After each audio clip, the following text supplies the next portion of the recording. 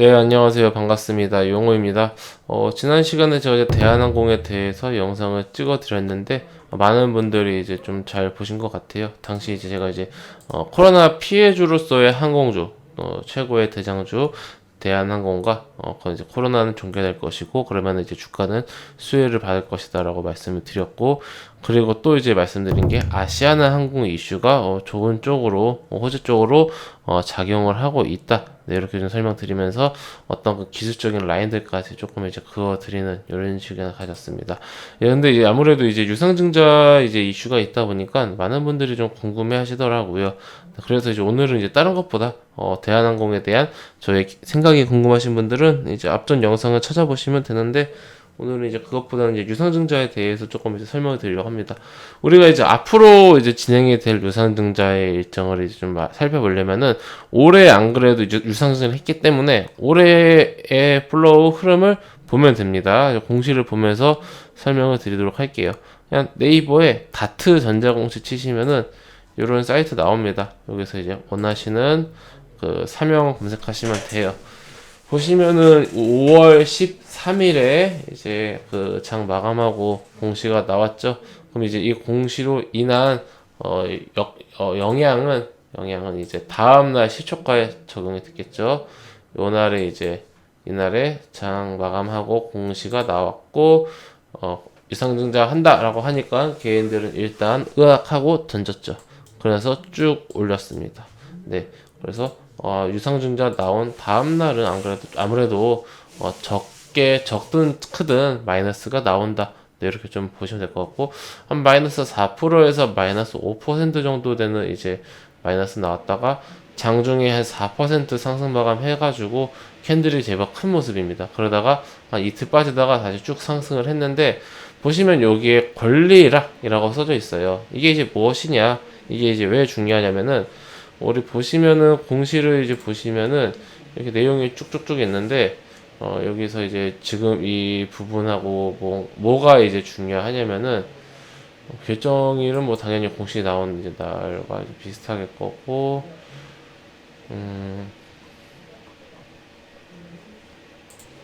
예, 여기 보시면은 신주 배정 기준일이라고 있어요.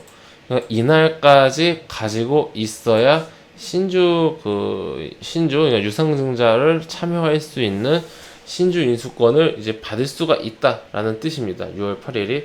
그럼 6월 8일이면 이날이죠. 이날인데 왜 앞날의 권리락이라고 마이너스 16% 이렇게 되어 있을까 궁금하실 텐데, 보시면은 요 날 주식은 항상 D 플러스 몇이다? D 플러스 2다.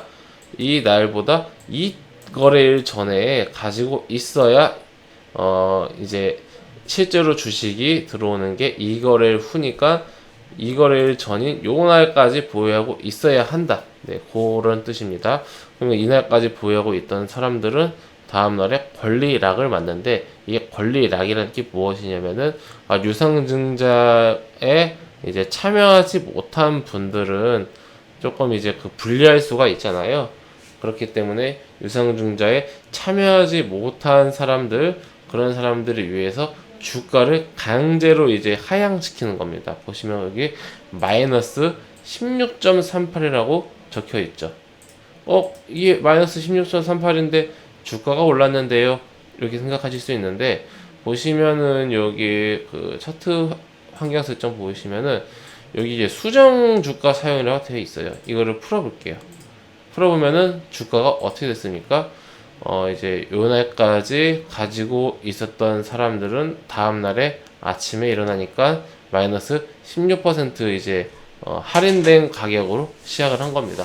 근데 이게 뭐 손해봤다라고 생각을 할 수도 있는데, 유상증자에 참여를 하고, 그리고 이제 그 나중에 이제 신주 인수권을 이제 그 매도를 할 수 있어요. 난 유상증자 안 받을 건데 라고 한다라면은 신주 인수권을 팔 수 있기 때문에 그걸로도 이제 보존이 되는 거라서, 그러니까 사실 이날에 사든 그냥 손해 없다라는 그런 개념을 만들기 위해서 이제 권리락이 생기는 겁니다. 실제로 우리 주주님들은 이날에 매수했는데 다음 날에 이제 시초가 보니까 내 계좌를 보니까 뭐야 마이너스 16% 뭐야 이렇게 될 수 있는데, 이러한 좀 이유 때문에 이제 권리랑 날에는 주가가 자동으로 이제 그 비율에 맞게끔 하락을 한다. 근데 요렇게 이제 우리가 좀 보시면 될 것 같습니다. 그러다가 이제 권리랑 맞고 이제 주가가 한 달 정도 하락을 했죠. 그러다가 이제 유상증자를 이날 이제 한 겁니다. 유상증자가 이제 된 거예요. 보시면 날짜를 보시면은 7월 29일이죠. 공시 다시 보실게요. 왔다 갔다 하면서 보면 될 것 같아요. 보시면은 신주의 상장 예정일은 7월 29일. 네. 신주가 상장한 날짜가 바로 요 날입니다. 그래서 여기 유상증자라고 써 있는 겁니다, 회원님들. 근데 이 신주를 이제 이틀 전부터 팔 수 있다 보니까 여기서 보시면 또 이 유상증자 이틀 전인 이 날짜에 개파락이 또 큰 걸 우리가 확인할 수가 있습니다. 그러니까 근데 여기 어떻게 보면 여기 이제 저점이었던 것 같아요. 이 유상증자가 끝난 이후에 주가는 어떻게 됐습니까? 상승을 했죠.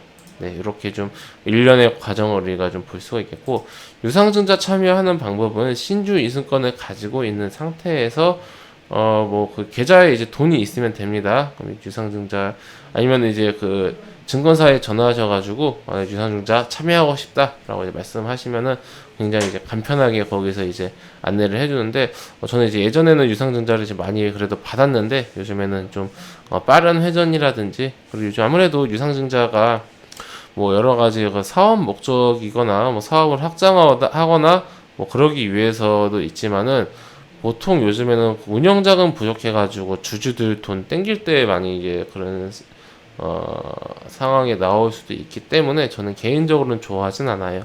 네, 그래서 요즘은 유상증자 참여를 안 하는데, 대한항공 같은 경우는 이제 이때는 그 이제 채무 이유가 다 나오거든요. 이유가 나와요. 보시면은 1조를 유상증자를 받고 싶은데, 이제 보시면은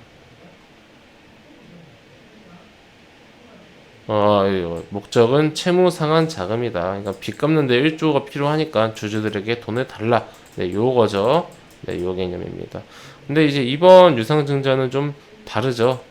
보시면은 물론 이제 채무를 이제 갚기 위해서 1조가 똑같네요. 1조는 또 땡기네요. 근데 이제 타법인 증권 취득 자금 1조 5천억, 이게 아시아나 증권을 인수하기 위해서죠. 네, 이렇게 좀 보면은 그리고 제일 중요한 거 이제 이어서 요 공시로 설명을 드릴게요. 그러면 우리가 아까 그런 플로어를 봤을 때 현재 이제 중요하게 이제 확인해야 될 게, 이걸 아까 설명 안 드려가지고, 예상되는 그 가격, 유상증자 가격이 할인된 가격이 14,400원이라는 뜻인데, 이거는 나중에 바뀔 수도 있어요. 근데 지금 주가가 25,000원인데 할인된 가격이 14,400원이면 나쁘지 않죠. 괜찮아. 근데 이제 지금 수량이 그때보다 더 많습니다. 보시면은 우리가 이제 중요하게 봐야 되는 날짜가 요 날짜죠. 1월 26일 신주 배정 기준일. 그러면은 1월 26일이 무슨 요일인지 볼까요? 보시면은 화요일이죠. 그러면은 이틀 전날인, 이 거래 전날인 1월 22일까지는 주식을 갖고 있어야 이제 이날 장 마감 딱 하고 나서 월요일이 되면은 권리랑 맞고 신주인승권을 받을 수 있겠죠, 회원님들.